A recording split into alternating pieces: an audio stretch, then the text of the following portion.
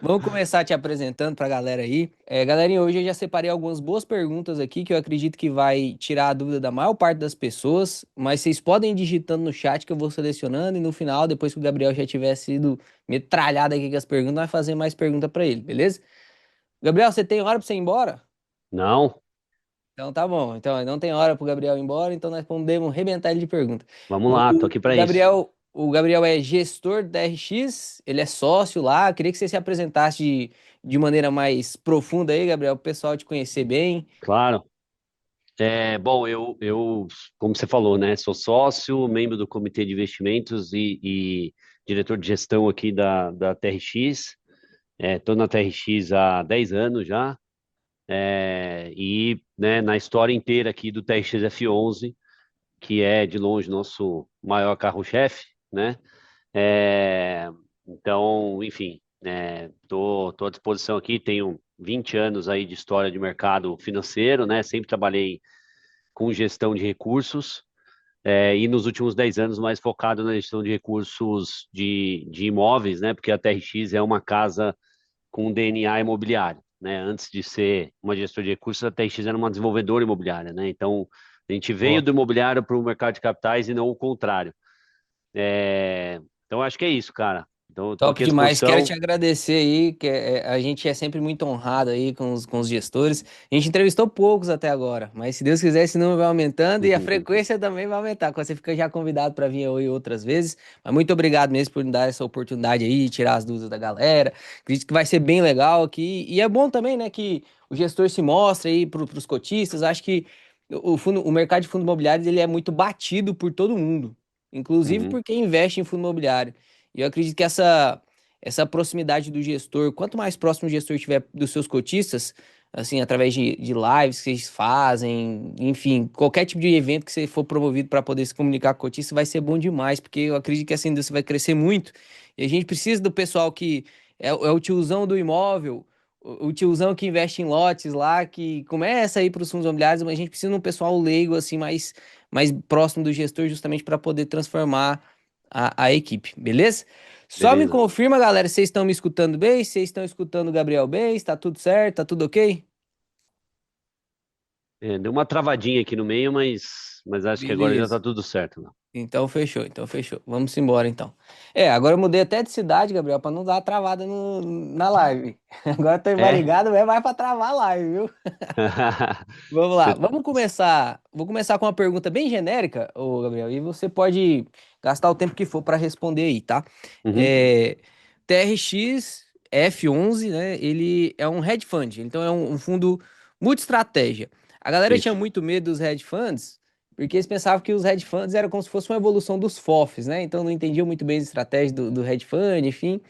E hoje, olhando a carteira do TRX F11, ele é 70%, 73% imóveis. Então, ele é um hedge fund, mas ele é focado no setor, na tipologia tijolo mesmo, né? Uhum. E aí eu queria que você falasse a respeito, depois, antes da gente entrar na tipologia dos tijolos, mas como que vocês da TRX aí estão planejando para o TRX-F o máximo de percentual em FIs, o máximo de percentual em CRI, se vocês têm um esqueleto? Não é nem assim para você me passar o quanto que você acha que vai chegar, mas se vocês dentro da equipe, quando vocês sentam para conversar, pô, vamos investir nesse CRI, ou então vamos pegar um FI tático, ou então vamos fazer um investimento num fundo imobiliário mesmo, porque tá realmente muita oportunidade. Se vocês têm o máximo que vocês podem chegar, uma banda de desbalanceamento, o máximo que eu quero chegar é 20. Ou não, se vocês não têm esse esqueleto. Bom, cara, assim, acho que é importante ter um conceito aqui, Léo. O TRX F11 é um fundo de tijolo, tá? Ele é um fundo, sim, multi-estratégia, Boa. mas o mandato do fundo é para comprar imóveis para distribuir renda no médio e no longo prazo, né? No curto, no médio e no longo prazo para os nossos investidores. Então, é Boa. com esse viés que a gente faz a gestão aqui do TRX F11, né? É, então, ele já nasceu com esse conceito híbrido, né? Por quê? Porque a TRX, ela, acho que isso é importante contextualizar.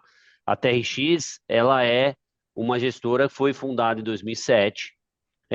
A gente listou o primeiro fundo da TRX na bolsa em 2010. Na época existiam 15 mil investidores Os é, 15 mil, gato na pingado, né? B3. Pois é, pois é. Então, assim, provavelmente nessa sua live aqui a gente vai ter muito mais do que isso, né? O TRX F11 hoje tem 300 mil investidores, só o TRX F11, né?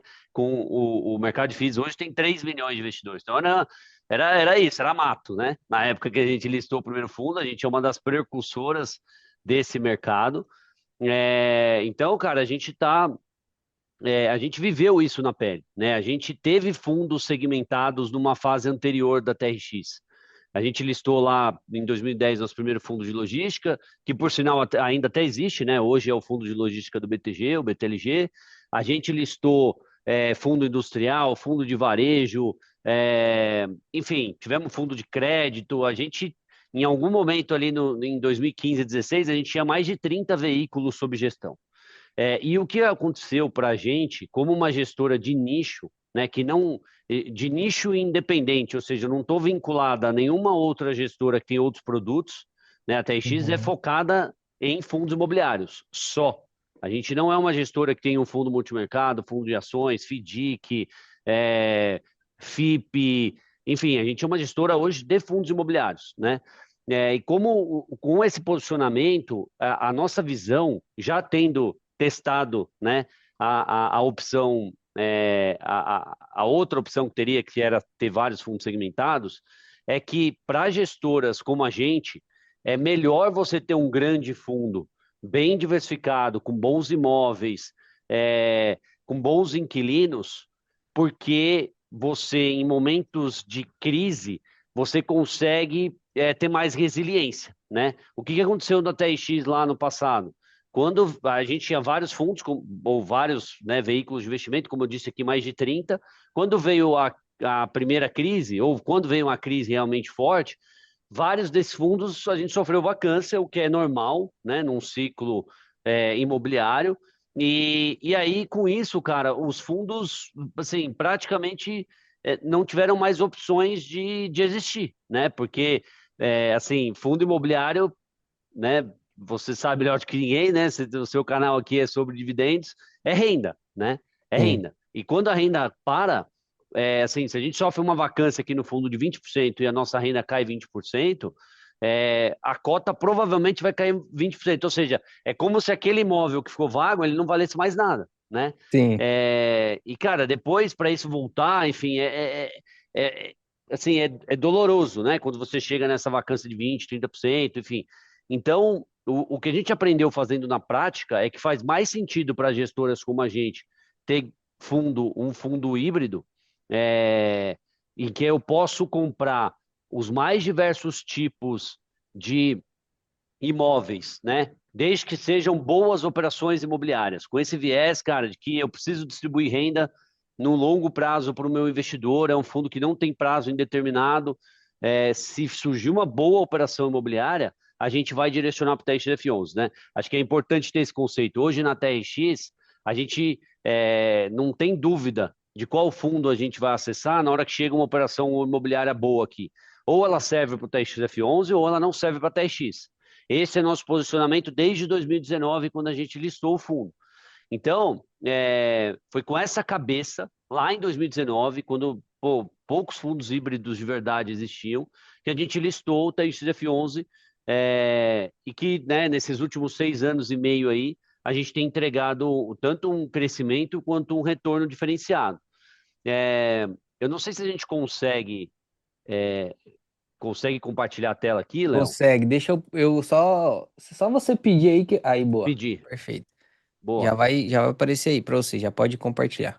Tá, eu vou compartilhar uma telinha aqui de um material que a gente preparou aqui sobre o momento atual de fundos imobiliários no geral e esse posicionamento do teste F11. E aqui a gente engloba bem o que que é a nossa visão hoje para os fundos imobiliários, já olhando até para o futuro, cara. Essa tese nossa de que fazia muito sentido ter um fundo híbrido, dado as características da TX, na verdade, hoje o que a gente vê é que o futuro da indústria de fundos imobiliários passa um pouco também por mais fundos híbridos existirem, né? Uhum. Porque a nossa visão é que o mercado brasileiro, no geral, tanto de imóveis quanto o mercado de fundo imobiliário, ele ainda é pequeno E Sim. aí, para você ter o máximo de diversificação possível, se você segmentar isso muito, acaba ficando, ou você fica muito concentrado no nível do inquilino, né? É, ou você vai ficar sujeito a variações. Os ciclos aqui são mais curtos, né? Tanto para cima quanto para baixo. A gente é mais bipolar nesse sentido aqui, o mercado brasileiro, né?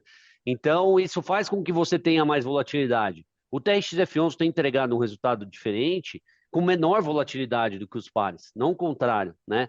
E acho que muito disso explica o que a gente coloca nesse material aqui. Então, o fundo híbrido versus o fundo segmentado. A gente tem maior diversificação no fundo híbrido, mais resiliência em diferentes cenários econômicos, o que eu te disse desses ciclos, né? Às vezes, pô, logística está muito bom para comprar, como está agora, nesse momento. É, Cara, e às vezes não tá. Só que o cotista que é cotista só do logística, ele precisa ficar também acertando um pouco desse timing, né? Sim. Acho que no TXF11 a nossa intenção é justamente, cara, não, a gente faz o timing aqui, porque o cotista tem a vida dele, né? Ele não vive o TXF11, a gente vive. Então, se tá bom para comprar logística, eu tô olhando isso, cara, todo dia, tô discutindo isso aqui com o comitê de investimentos da TX todo dia, né? O cotista não, o cotista lá trabalhando, né, vivendo a vida dele, com a família dele, enfim. Então, acho que essa maior resiliência em diferentes cenários econômicos é justamente porque a gente consegue fazer esse marketing timing aqui, não necessariamente o investidor que pode vender laje, comprar logística, enfim, acho que fica sob nossa responsabilidade. Até É, para otimização de custo também, né? O Sem cotista, se ele for dúvida, fazer isso aí na mão dele, o tanto de sem imposto que ele dúvida. vai pagar, que eu não sei o porquê que o imposto sobre fundo imobiliário é 20% e da ação é 15%, mas Sim, tudo bem, né? sim, Enfim, não dá é. para só para pegar um parênteses do que você tá falando, que isso que você falou foi muito bom, Gabriel. Só para vocês entenderem, galera, de uma maneira mais, assim, básica na vida, pô, no momento lá da pandemia e tal, que os fundos de shoppings caíram a renda e tal, e, pô, tava muito desvalorizado, você como cotista poderia ter compro.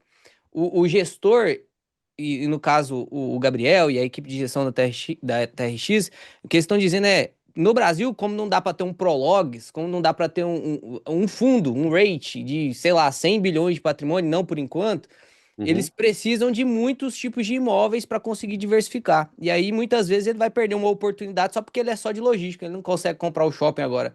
Às vezes, ele vai perder uma oportunidade de logística porque ele é só de laje, não consegue comprar logística. Então, é basicamente isso que você disse, né, Gabriel? É exatamente isso, cara, exatamente isso. Assim, acho que é um detalhe importante, assim, você deu um belíssimo exemplo, né? Lá no começo da pandemia, tudo sofreu, né? Shopping sofreu, laje sofreu, até galpão logístico no começo sofreu, depois se recuperou mais rápido, né? Porque o Uhum. e-commerce veio forte. Mas o que não sofreu no começo da pandemia? Loja de supermercado. O que a gente estava comprando durante a pandemia? Loja de supermercado, né? Então, assim, a gente conseguiu arbitrar isso bem, né? Tanto que a gente comprou lá na época da pandemia e a gente vem vendendo essas lojas aí ao longo dos anos com lucro para os nossos investidores, né? E isso tem se e reciclado esse capital para comprar outras coisas que a gente agora está vendo outras oportunidades em outros setores também. Então, pô, traz mais flexibilidade aqui para ajustar a carteira, né? Conforme o mercado e cenários mais oportunísticos, que é isso que a gente falou aqui. Geralmente tem uma menor volatilidade e a nossa visão é que, cara, a pessoa física que compra renda aqui nos fundos imobiliários, ele gosta pouco de volatilidade, né? Bem Ele quer- pouco, né? Pois é. Ele prefere ver a cota parada do que sofrer lá com uma volatilidade para baixo ou até ter o potencial de ganho para cima, ele prefere que a renda fique pingando e que a cota tenha menos volatilidade. E o TXF11 tem isso. É, Perfeito. Tem essa possibilidade de gestão anticíclica, que é muito em linha com isso que a gente já falou, e escala e volume, né? É, Porque isso também traz força quando eu estou negociando tanto com o inquilino, com fornecedores ou com vendedores de imóveis, né? É muito diferente quando eu chego lá para negociar, por exemplo, a compra com cotas do teste F11 ou até uma compra com dinheiro mesmo, e o cara vê que do outro lado é um fundo de 6 bilhões e 300 e não um Sim, fundo segmentado de, sei lá, de renda urbana que tem 1 bilhão de reais, né? Ou que tem 500 milhões de reais. É diferente essa conversa. Então, isso traz para a gente também possibilidades maiores, melhores, pelo tamanho e pela escala que o fundo tem hoje. Boa, boa. Eu acho que um fundo aí de 300 milhões, por exemplo, não vai conseguir fazer uma emissão para comprar imóvel com cota, né? Então, quanto Sim. maior for o fundo, mais possibilidade de gestão tem de fazer bons negócios. E aí eu já quero emendar uma pergunta nisso, já da parte híbrida, do fundo ser híbrido e tal. Uma coisa que eu até considero que um pouco pode ser culpa minha, às vezes, assim, do pessoal que tá online aqui dentro, é que normalmente eu falo assim, ó, o gestor do TRX F11, o gestor de tal fundo, o gestor. E às vezes eu cito o gestor, né? Mas a forma correta de citar deveria ser a gestão. Eu queria que você falasse um pouco sobre, pô, compramos agora hospitais, compramos shoppings, lá, não tem laje ainda, né? Mas se aparecer depois, eu até quero te fazer essa pergunta, mas Uhum. entrou aí agência bancária, entrou renda urbana, né? Os mercados, tem logística e tal, tem FI, tem CRI e tal. Como que a equipe da TRX, como que o TRX F11 consegue lidar com tudo isso? Porque são mais de 100 imóveis, né? Então isso é uma Uhum. característica muito boa, muito diversificado e tal. Mas eu acho que pinta na cabeça do cotista, tipo assim, pô, como que o Gabriel Barbosa, que tá aqui fazendo a live com o Léo, consegue cuidar de 117 imóveis de tipologias diferentes? O Gabriel é um mutante, é um cara super inteligente. Como que ele faz? Explica pra galera como que funciona essa parte da gestão, assim. Claro. Bom, não é o Gabriel que faz sozinho a gestão aqui disso, né? Eu não seria capaz dessa proeza. Então a gente tem uma equipe, né? A TRX é uma empresa de 2007. Eu, por exemplo, entrei em 2016, então a TRX já tem até um histórico antes aqui da minha entrada. Os dois sócios fundadores participam ativamente aqui da gestão, da decisão, do posicionamento estratégico da TRX e dos nossos fundos. O TRX F11, sem dúvida nenhuma, está inserido nisso. A gente hoje, as decisões estratégicas são todas, desculpa, De boa, são tranquilo. todas tomadas em comitê, né? E fazem parte do comitê de investimento da TRX, os 5 sócios da TRX. Então, os 2 sócios fundadores, eu, o nosso diretor jurídico barra de operações e também o nosso controller, né? Então, somos em 5, cada um com experiências e know-hows diferentes, né? Mas todas as decisões aqui geralmente são tomadas por unanimidade. Então, a gente precisa chegar num consenso. E o que são essas decisões estratégicas? Ah, chegou uma oportunidade aqui de um shopping, né? A gente precisa discutir lá no comitê essa oportunidade a partir de vários critérios que a gente usa aqui, né, de análise de uma operação imobiliária, e aí dentro do comitê a gente vai decidir, faz sentido uma nova proposta, não faz, se fizer sentido, quais são os termos, né, dessa proposta, como vai ser a condição de pagamento, enfim, como que a gente vai tocar a diligência, quem que a gente vai contratar, então é lá no escopo do comitê de investimento que essas decisões são tomadas, né? Então, não tem aqui uma pessoa sozinha tomando todas as decisões, não é assim que a gente faz a gestão aqui na TRX, né? E no TRX F11. E aí, a partir das decisões tomadas, aí a gente tem o time aqui para triturar, né? E fazer acontecer. Então, a gente tem aqui uma equipe de jurídico, de advogados internos, a gente tem uma equipe técnica, né, que faz a análise, vai lá visitar o imóvel, ver se o imóvel está lá mesmo, se foi bem construído, se tem buraco no estacionamento, se tem alguma infiltração no subsolo, se o telhado não está vazando, enfim. Então tem equipe técnica, né?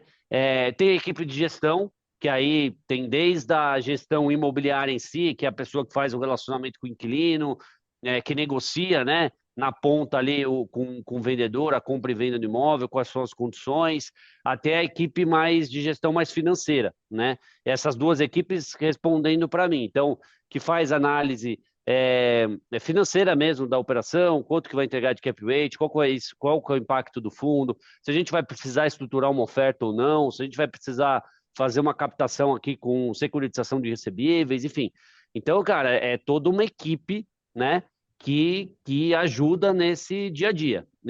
A gente até comunicou, Léo, no último relatório gerencial do fundo, um dos destaques que a gente colocou lá do mês foi justamente a entrada, né, de um especialista, por exemplo, em shopping.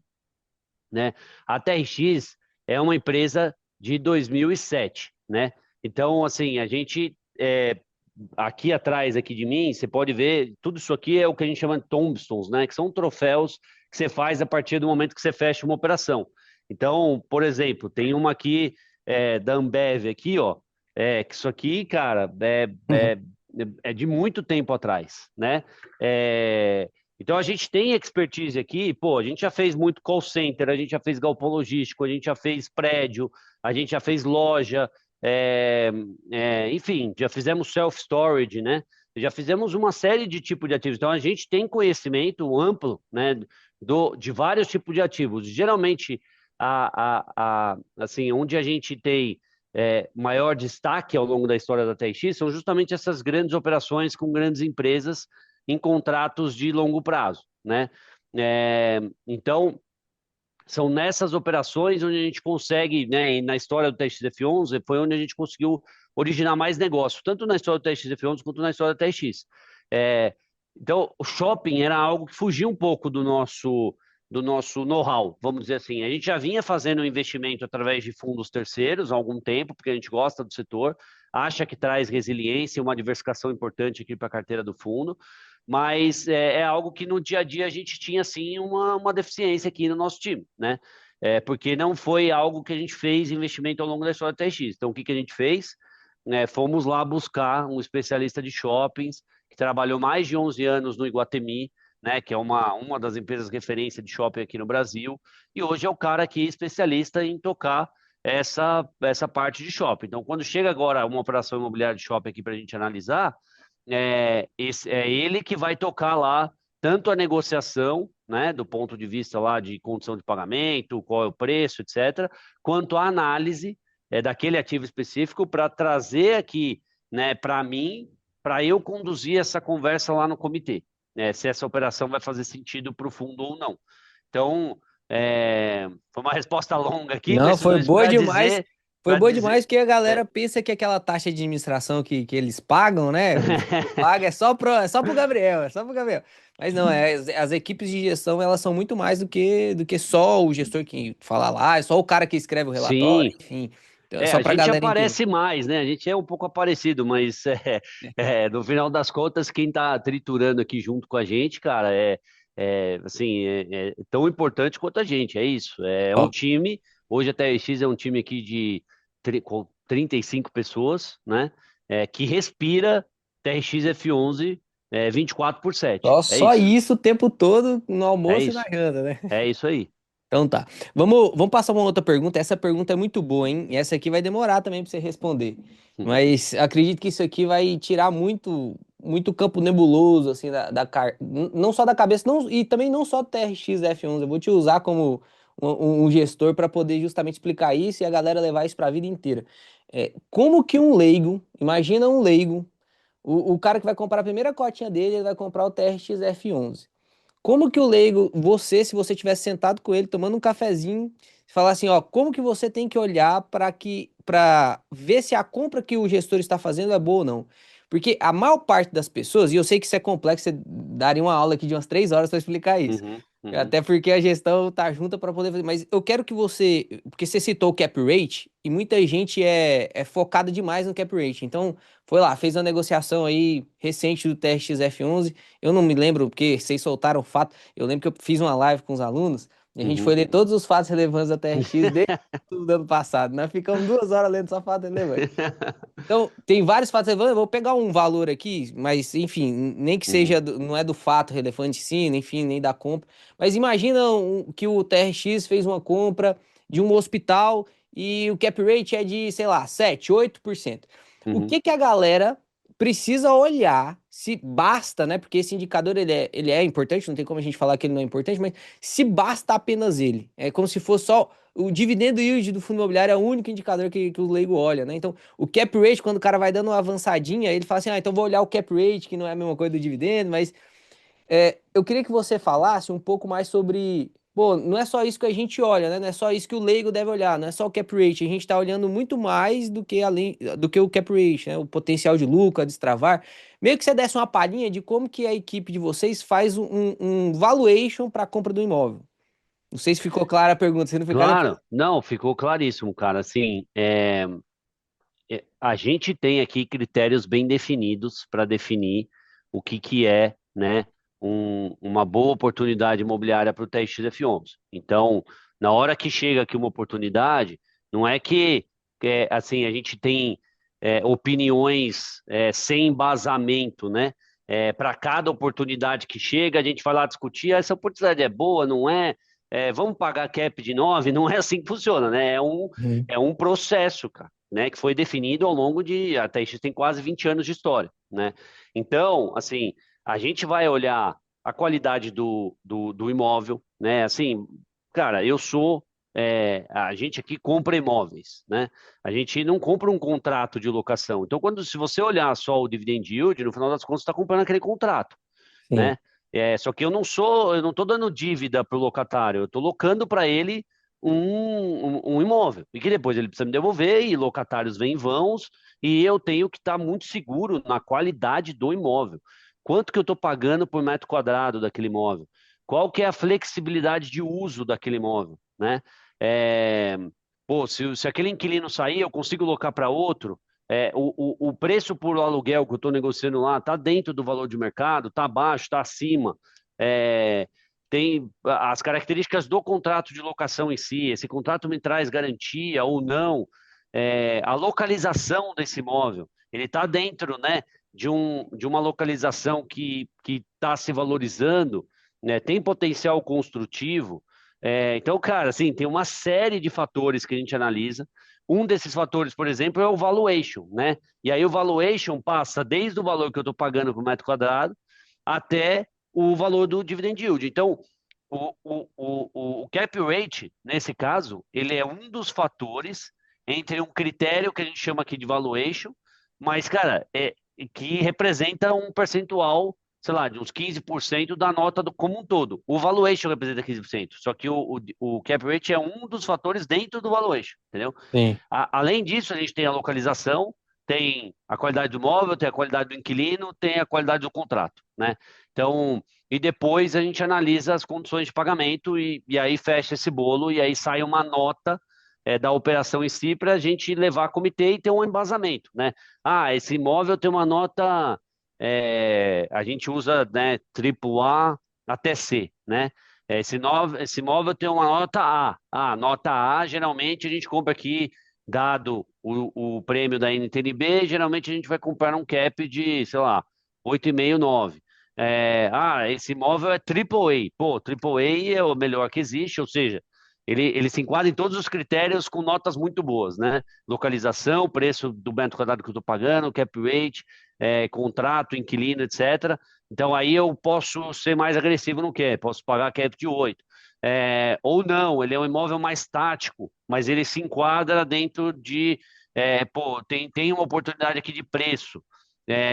Mas é um imóvel que provavelmente ele não é estratégico, não vou carregar no longuíssimo prazo dentro da carteira. Perfeito. Então, é um imóvel B, né? Ah, aqui eu preciso comprar com cap de 9, 10, né?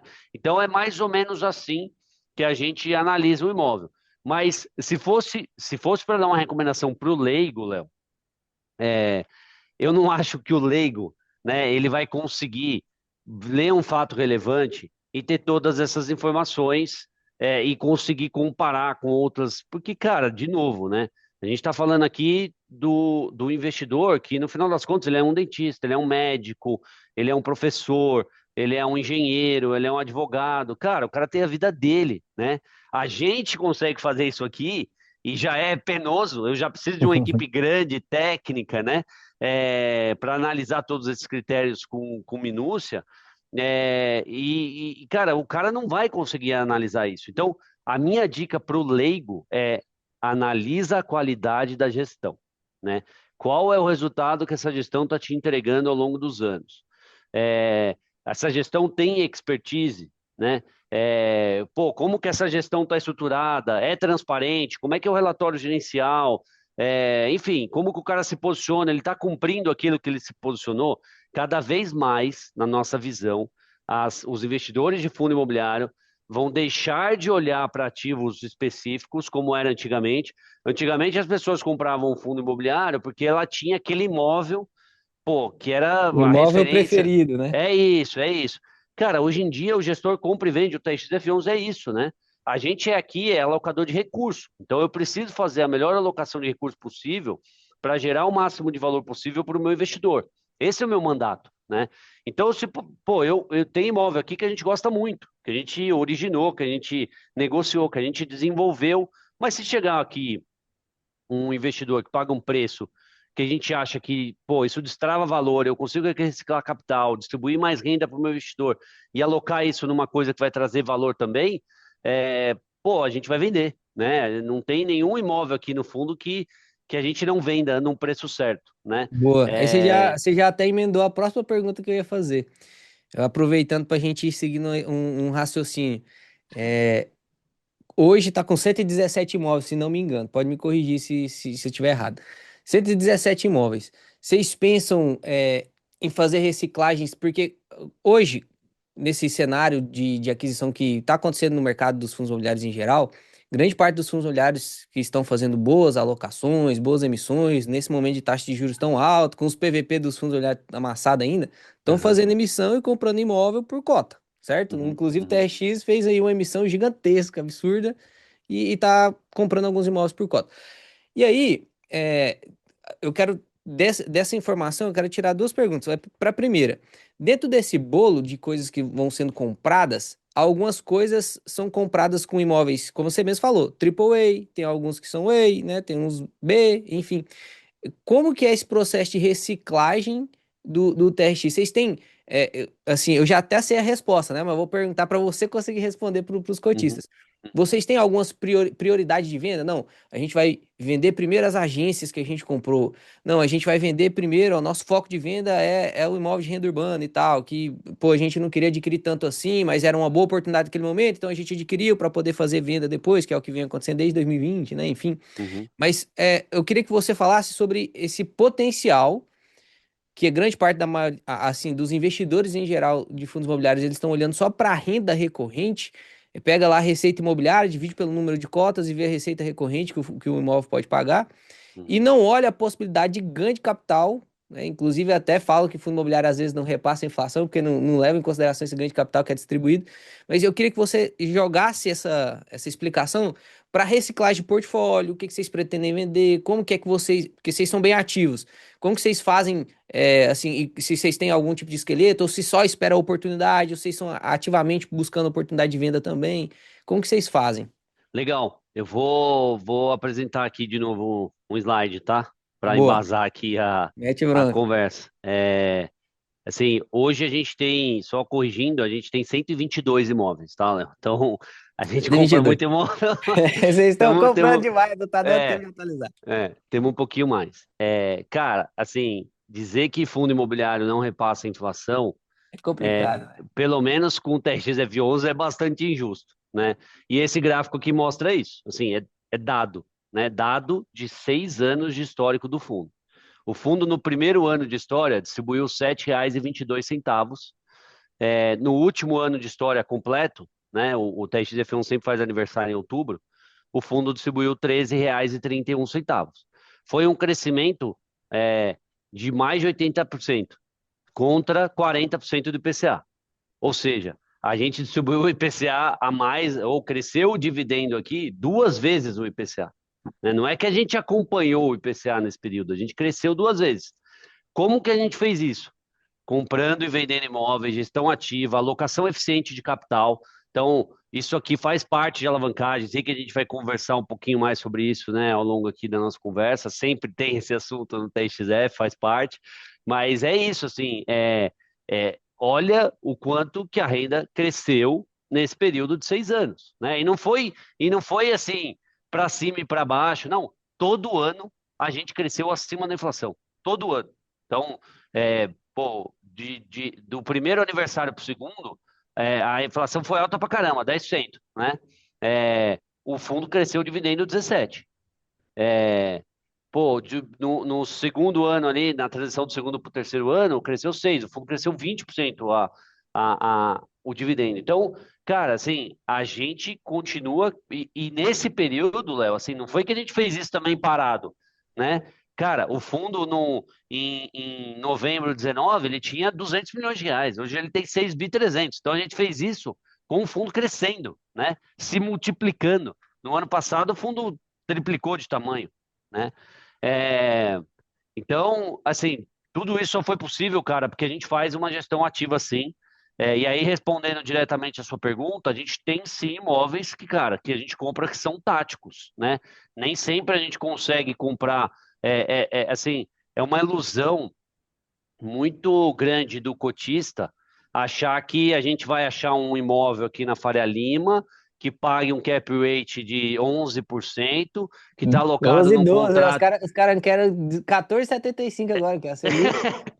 que é que pague pô, tem um contrato com a melhor empresa do mundo, AAA, contrato de 20 anos, atípico, cara, assim, isso é tipo um unicórnio, né? Não existe. Você pode tentar acreditar, mas nunca ninguém viu um e tirou foto para comprovar.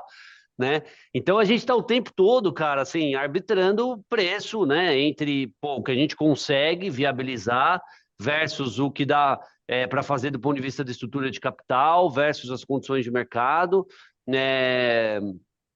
E nesse contexto, a gente tem comprado imóveis que são sim, que a gente vislumbra no fundo, cara, no longuíssimo prazo, mas tem imóvel que a gente compra já sabendo que ele vai entrar aqui, a gente vai ter, às vezes tem alguma coisa para fazer lá, né? Tem uma vacância para tirar, tem um tapa, um retrofit para fazer no imóvel, tem a troca de gestão do imóvel, do ponto de vista de profissionalizar a gestão do imóvel, para trazer também mais incremento de renda. E depois a gente vende isso para um terceiro lá na frente, como a gente já tem feito, né? Ao longo da história do TXF11, a gente comprou muito imóvel, mas a gente vendeu mais de R$ 1 bilhão em imóveis, né? Então, acho que isso é um contexto importante, cara. A gente é um gestor que faz sim gestão ativa. A gente compra muito imóvel em pacote, né? E geralmente no pacote a gente está mirando ali os filé mignon, mas geralmente vem um ossinho, mas mesmo desses ossinhos a gente tem conseguido extrair valor, né? Acho que isso é o mais importante. A gente não compra nada que, cara, sim, pode ser um osso, mas tem que ser um osso no preço de osso, né? A gente não pode comprar um osso no preço de filé mignon, né? Porque depois eu também preciso revender isso num contexto de mercado melhor, em algum contexto em que funcione para a gente. Eu vou dar só um exemplo prático aqui, Léo, dessa Boa. questão. Por exemplo, a gente fez a nossa primeira aquisição de cotas, a gente fez de uma família aqui em São Paulo, no ano passado, em que a família topou vender para a gente 550 milhões de reais em imóveis, é, por cotas do TXF11, né? Esses imóveis eram basicamente aqui em São Paulo, região metropolitana de São Paulo, e junto lá desses imóveis eram 14. Vários desses imóveis muito bem localizados, assim, uma operação única para o fundo. Mas tinha um imóvel lá, por exemplo, que era um posto de gasolina, né? Que, cara, assim, tá longe de ser aqui uma tese que a gente goste de carrego no longuíssimo prazo. Cara, a gente comprou esse portfólio em junho do ano passado. Em outubro, novembro do ano passado, a gente anunciou que vendeu esse posto de gasolina com lucro. A gente, 5 meses depois, vendeu isso, né, para um investidor aqui que estava interessado no imóvel, com preço bem acima do que a gente já paga. A gente fez uma TIR, pô, maravilhosa para o fundo. Era um imóvel pequeno, né? Um imóvel ali que a gente vendeu em torno de 5 milhões de reais. Mas é isso, cara, assim, é a nossa gestão ativa. A gente sabia que a gente ia comprar aquele imóvel e no dia seguinte a gente ia trabalhar a venda dele. E a gente conseguiu vender com lucro, reciclou o capital, a gente comprou esse imóvel com cotas, virou dinheiro, né, no fundo para a gente comprar outras coisas. Então esse é o estilo de gestão ativa que a gente implementa no TXF11 nos últimos 6 anos e meio. Bom demais, porque tem gente que acha que, fiz uma compra de 1 bilhão, veio um imóvel lá, sei lá, 14 milhões, e aí esse imóvel específico é ruim, e aí Pois é, ou não atende todos os critérios que ele queria, e aí ele fica chateado com a compra de 1 bilhão por causa desses 14 milhões, mas é coisa da vida, né? O pessoal vai evoluindo, vai sim, evoluindo. E eu vou é isso. aproveitar até esse negócio que você tinha compartilhado, essa página que você tinha compartilhado, eu vi lá que o guidance previsto está de 0,9 a 0,93, certo? Sim, Hoje, com a cota do TRX, deixa eu até ver quanto que fechou aqui, que tava 91 hoje. Deixa eu ver quanto que fechou. É quase 92. 91,80. 91,80. Quase 92. Ou seja, vocês estão pagando yield basicamente de 1%. um Vamos por cento colocar ao mais de ano. 1%, né? É, Mas vamos colocar é. 1% no mês. É, nessa história aí de evolução do yield do TRX, confesso que eu não sei essa informação. Eu vou te perguntar também, não tem problema se você não souber trazer. Uhum. Em algum momento dessa história aí, desde 2019, o TRX pagou um yield tão alto assim? Tirando Não, aquela época ali de não, volatilidade, nem na pandemia, naquela não, volatilidade. não, nem na pandemia. Na pandemia, cara, a gente chegou a ser, assim, teve aqueles dias de circuit break, né? E o nosso fundo não tinha liquidez ainda na pandemia. Então, a gente chegou ali a ser negociado a R$ 80, mas a gente pagava na época 67 centavos em Sim. todo mês, né? Então, o dividend yield, cara, não era nem de perto o dividend yield que a gente tem hoje, mesmo a R$ 80, entendeu? É, Então, não, cara, nunca teve na história um momento que a gente foi negociado por esse dividend yield implícito. O TXF11 também não tem na história um momento tão longo em que a gente é negociado com um deságio tão grande para o valor patrimonial. Acho que isso se explica um pouco pela ressaca, né, da grande emissão que a gente fez no ano passado, né? Então, em dezembro, a gente anunciou o encerramento da 12ª emissão do fundo, que foi a maior emissão da história de um fundo imobiliário, né? Depois a Kinea fez uma a gente fez de 3 bi, eles fizeram 3.200, né? Só para passar a gente, né? Mas na verdade, assim, a gente continua sendo a maior emissão da história de um fundo imobiliário de tijolo, né? Sim.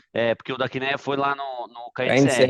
KNCR. Então, cara, é natural pós-emissão que você tenha uma certa ressaca aí, e as pessoas falam, isso está acontecendo porque você comprou com cotas. Acho que sim, um pouco, mas se a gente tivesse feito essa captação em dinheiro, provavelmente a gente ia passar por um momento de ressaca também, né? Assim, é meio natural isso, pós uma emissão tão grande. A gente já viu que a cota, né, tem se estabilizado nesses preços aí. Ela chegou até buscar ali próximo de 90 e, pô, já está beirando 92, né? A gente, no mês passado, já rendeu alinhado com o IFIX. Esse mês também estamos alinhado com o IFIX. Então, acho que a cota já está se estabilizando. E, cara, é super recente, né? A gente listou no começo de janeiro. Então, fazem 3 meses que a gente liberou esses R$ 3 bilhões em cotas para serem negociados. É, É, então, acho que é um pouco natural essa e, questão na aí de verdade é volatilidade. mais susto da galera do que realmente algo negativo, né? Porque imagina, se você é um cotista de um fundo, eu, cotista Léo, né? Não tô nem Uhum, falando das outras, eu cotista Léo. Se eu quero comprar um fundo e acho que ele tá descontado, tá seguindo fundamento, mudou nada, continua entregando bons rendimentos, né? Provou que assim, história, é óbvio que o futuro não repete o passado, mas ele dá uma rimada.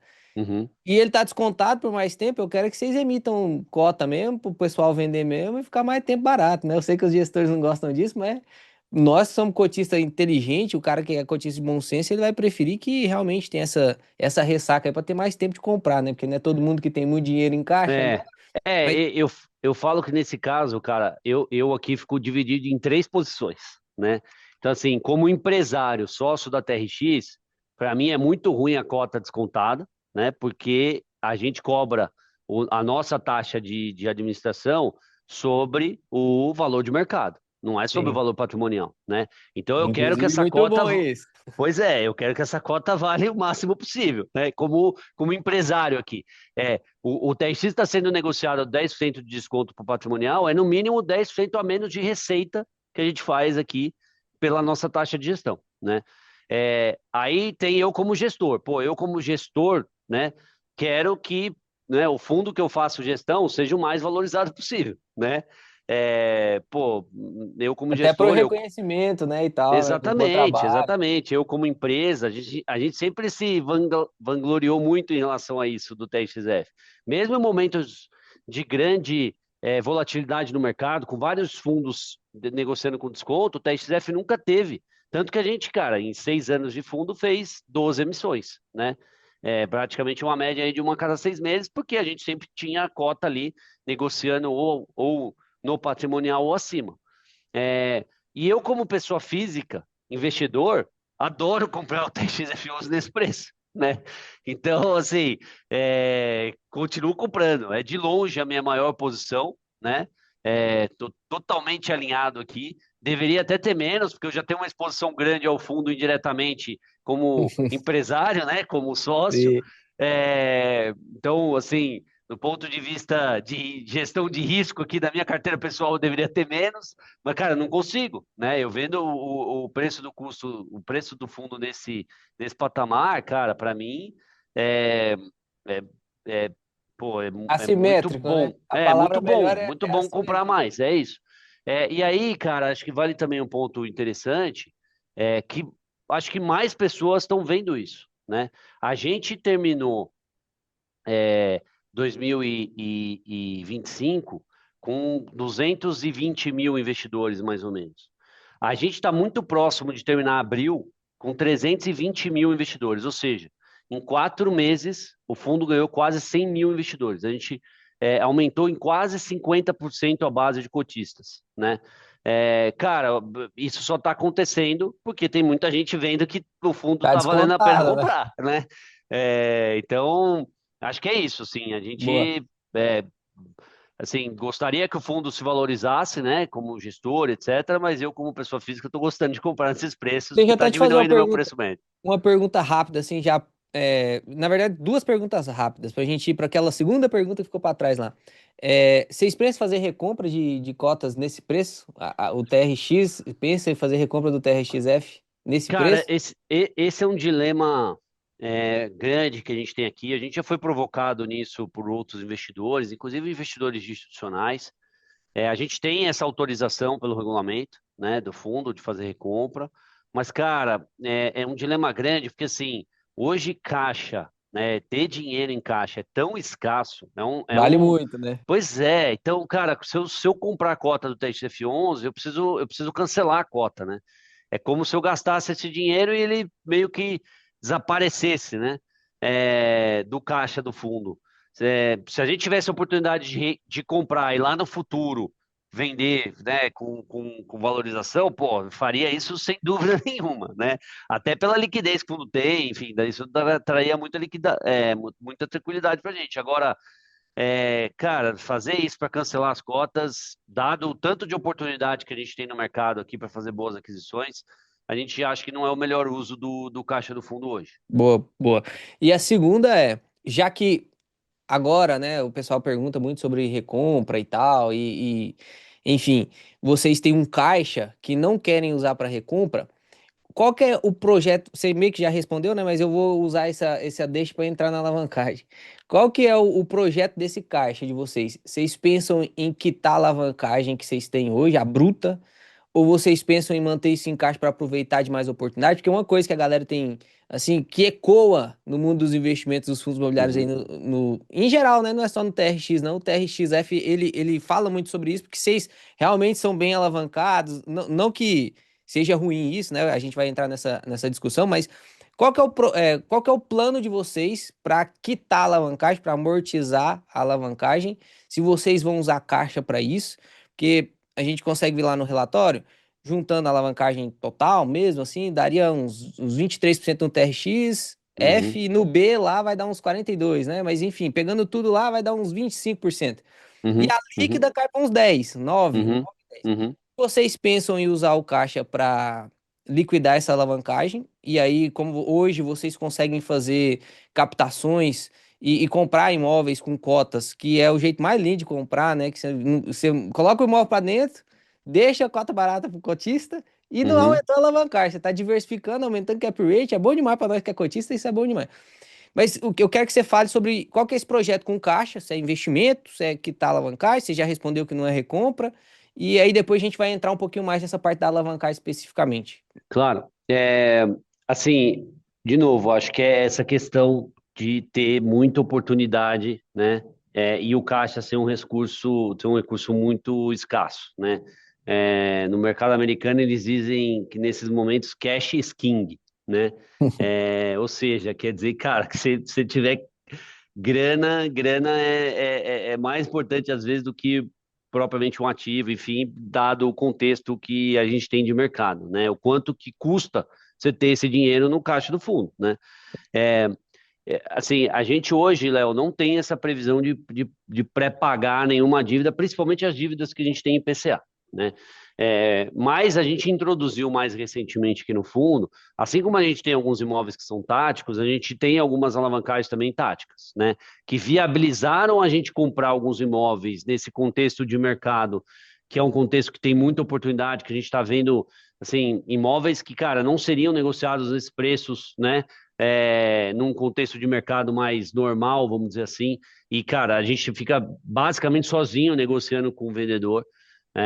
Num contexto de mercado normal, geralmente você vai fazer uma concorrência, né? Um Com leilãozinho, vários né? investidores, é tipo um leilão mesmo. Geralmente os vendedores de imóveis contratam um banco, o banco roda o mercado inteiro, aí fica todo mundo brigando lá para ver quem faz o pior negócio, né? No contexto atual, cara, não tem ninguém, porque não tem ninguém conseguindo captar dinheiro, né? E são poucos fundos que conseguem oferecer essa estrutura de pagamento em cota. O Sim. 10, o 10XF11 tem uma liquidez média hoje de 20 milhões de reais dia de negociação. Nenhum outro fundo tem essa liquidez, né? Então, isso chama muito atenção quando a gente está negociando a compra de imóveis e oferecendo a cota do fundo como pagamento. Então, dito tudo isso, cara, a gente não tem pretensão de pré-pagar nenhuma dívida, principalmente IPCA. As do CDI, o que muito provavelmente vai acontecer é que a gente vai flipar essa dívida de CDI para IPCA, né? A gente Boa, não gosta de fazer dívida aqui no longo prazo, né, que tem algum descasamento com o contrato de locação. boa. Então, dito isso, essa dívida em CDI, a gente quer sim, no curto prazo, trocar ela por dívida IPCA, e aí, enfim, aí a gente vai carregar no médio e longo prazo. Tem algumas dívidas de IPCA que a gente já está fazendo num custo um pouco maior. Enfim, aí essas dívidas também são dívidas que a gente se preocupa em não ter nenhuma amarração para a gente refinanciar isso ou pré-pagar essa dívida também quando a gente tiver uma condição de mercado melhor. É isso. Boa, perfeito. E vocês têm um limite de alavancagem? Não, Léo, eu só quero chegar até 50% de alavancagem, ou 70% de alavancagem. Não, vamos ficar só nos 30, vamos ficar nos 20. Vocês têm uma meta de alavancagem? Ou não? Depende do negócio, depende da amarração, porque é muito legal você. Assim, eu sou a favor da alavancagem, depois eu vou até falar a minha opinião, né? Uhum, uhum. Mas só para explicar para a galera que a galera é meio contra a alavancagem. Meu Deus do céu, não pode ter alavancagem nenhuma. O ideal é que o fundo tivesse 0% de alavancagem e ainda 10% de caixa. Só que aí distribui bem menos resultado, É, né? É isso. exatamente. É, assim, se eu tenho certeza que se eu perguntar para a pessoa que pede para a gente diminuir a alavancagem, eu contar para ela que o dividendo vai cair aqui, se eu zerar a alavancagem do TSF11, o dividendo vai cair uns 30%, ela vai falar, não, não, não, não faz isso Deixa não, quieto isso né? aí, né? É, então, cara, a gente, eu acho que tem um limite claro, dado a estrutura que a gente faz a alavancagem, que é o loan to value, né, que a gente usa aqui na Faria Lima. O que é Uhum, isso? É o quanto, qual é o valor dessa dívida frente ao valor do seu imóvel. Geralmente, o que você consegue fazer, né, nesse indicador é ali próximo de uns 60%. Você não consegue ir além disso, né? Porque quem está te dando a dívida e pega o imóvel como garantia, ele quer ter certeza absoluta que se ele precisar exercer a garantia, que é o imóvel, ele vai conseguir vender e vai recuperar o dinheiro dele. Geralmente ele pede essa perfeito. diferença aí né, entre 60 e 50% é o normal, né, para dívidas desse perfil. Então a gente já tem um limite técnico, vamos dizer assim, Perfeito. né? Que é É, diferente dos rates, né? Que a galera não entende, que lá eles podem se alavancar sim, mais, a empresa pode se alavancar mais, fundo imobiliário não, ele já tem sim. o limite regulamentado praticamente, né? É porque, assim, aí depende muito do estilo de alavancagem que você faz. O nosso modelo aqui, quando a gente faz antecipação de recebível, a própria antecipação de recebível, como você tem uma taxa de desconto, já fica meio implícito o quanto que você consegue em percentual em relação ao valor do imóvel em si, entendeu? Que Perfeito. geralmente vai ser próximo desses 60%. É, tem um outro ponto também, assim, a gente já teve momentos no TXF11, pode pegar aqui histórico do passado do nosso relatório gerencial, a gente abre esse número já faz alguns anos, você vai ver lá que teve momento no TXF11 que a gente tinha 50% de alavancagem, 51% de alavancagem, Uhum. e a gente sempre defendeu que, assim, mais importante do que essa relação de alavancagem é como essa estrutura foi feita, né? Como vai Então, pagar, né? é isso. Se o próprio aluguel está se pagando lá dentro, se você tem um inquilino de primeira linha na outra ponta, se o imóvel é bom e está se valorizando, pelo menos em linha com o IPCA, É, e se você tem tudo isso muito bem amarrado, e se, né, a taxa de desconto dos CRIs, ou seja, quanto custa o seu dinheiro lá na alavancagem, for menor do que o que você tem de renda do imóvel, cara, isso joga mais a favor do que contra. Então, por isso, quando a gente tinha lá a Selic a 2%, a gente fez isso ao máximo que a gente podia, né? Ao máximo, porque era um momento, assim, que, pô, fazia muito sentido você fazer esse tipo de alavancagem. E não à toa, isso gera retorno para o fundo até hoje, né? O nosso custo médio lá das nossas dívidas é muito, muito, muito barato frente às condições de mercado que a gente tem atualmente, né? É, então, por isso a gente chegou nesse patamar de 50%. Mas também o que que a gente percebeu? E aí, de novo, na prática, né? Sendo gestor do fundo, ao longo desses 6 anos e meio. O que que a gente percebeu? Cara, chega um momento que mesmo você tendo é, um benefício, né, em relação ao resultado operacional do fundo, é, a aversão ao risco em relação à alavancagem de cotista de fundo imobiliário ela é tão grande que isso deixa de gerar valor para o fundo na precificação da cota, né? Sim. Então, para a gente alinhar os dois interesses, a gente foi diminuindo a alavancagem, né? Porque com um pouco com dor no coração, mas era o que a nossa base de investidor, que no final das contas é o meu cliente, estava me solicitando, né? Sim. E aí, quando a gente chegou a esse patamar próximo do que a gente tem hoje, né, esses 20 a 25%, a gente percebeu que isso deixa de ser um assunto doloroso. Ele continua sendo um assunto em que eu dou transparência, que as pessoas perguntam, mas ele já não é algo que coloca O um custo. desconto na cota, né? É isso, É, um às vezes desconto, uma alavancagem de 40% desconta a cota 40%, mas uma é de 20 isso. não desconta nada, né? O É isso pessoal. aí. Então a gente também, né, foi testando isso cara, acho que hoje esse patamar aí entre 20 a 30%, posso dizer, é um patamar que assim, machuca menos o investidor. Acho que vale dizer, né, que a gente mesmo alavancando o fundo a mais de 50%, isso foi feito já há 6 anos, a gente faz alavancagem no fundo desde dezembro de 2019, e essas alavancagens vêm sendo pagas, né? Ou seja, já faz 6 anos que a gente tem o fundo alavancado e a gente não teve nenhum problema em relação a isso. Então, pelo contrário, são alavancagens que geraram muito valor e potencializaram aquele resultado que eu mostrei da gente conseguir Ô, crescer o Gabriel, você dividendo do fundo. consegue. Só para abrir um parênteses aqui para você mesmo explicar. Eu já expliquei isso para os alunos, mas eu Uhum, quero que saia da boca do gestor. Você consegue uhum. explicar o porquê que o yield, entre aspas, infla com a alavancagem no fundo? Por que que um fundo consegue pagar mais yield se ele tem 30% de alavancagem do que o fundo que tem 0% de alavancagem? Explica isso, porque isso é fato, né? É, Explica pra galera, pra galera tentar entender. isso vai depender um pouco também do custo, né? Do custo Sim. do dinheiro. Boa. Cara, empresa faz muito esse estudo, né? Que é o tal do estudo do CAPM, ou estudo do custo de capital, né? Da estrutura de capital da empresa. Então, se você for conversar com o CFO de uma grande empresa, ele vai te defender a alavancagem lá na empresa dele, porque ele vai falar, cara, hoje o, o, o meu cotista ou o meu acionista, ele me cobra aqui um rendimento de 20% ao ano. E eu vou lá no banco, esse mesmo dinheiro custa 14% ao ano, né? Então é mais barato e gera valor para o acionista se eu for captar esse dinheiro no banco e não captar do bolso dele. A lógica é um pouco igual aqui. Então, o quanto que o meu investidor me cobra hoje para eu ter cotas do TXF11? Cara, é o yield implícito de 12% ao ano, né? Será que eu consigo algum dinheiro, um IPCA a mais, alguma coisa mais barato do que isso? Então, se eu conseguir, né? Hoje essa lógica não é exatamente é, é, provavelmente o custo do dinheiro no banco tá tão ou igual ou mais caro do que o cotista, Uhum. mas é essa lógica que a gente explora muito em momentos em que a gente tem essa arbitragem a ser feita no custo do dinheiro, né? E aí o outro ponto, Léo, é se eu estou comprando ativo que se valoriza ao longo do tempo ou que gera renda ao longo do tempo, que pague essa dívida e sobre, né?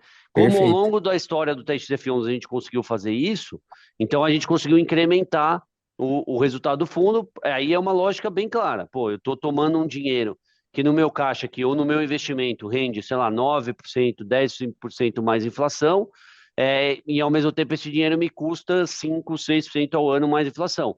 Então, essa diferença vira resultado no bolso do cotista. É isso. Exatamente, perfeito. E é melhor que o gestor faça a alavancagem do que você se alavanque para investir no TRXF. É, sem É, dúvida. pega o TRXF desalavancado e se alavanca pra mim, não faz sentido. Então, o que ele quis dizer, só para poder ficar claro, assim como água cristalina pra você, se ele pega R$ 100 e tem que devolver no final do ano 110, mas ele pega os R$ 100, investe e transforma os R$ 100 a 120, pô, ele ganhou 10 de um dia que não era dele.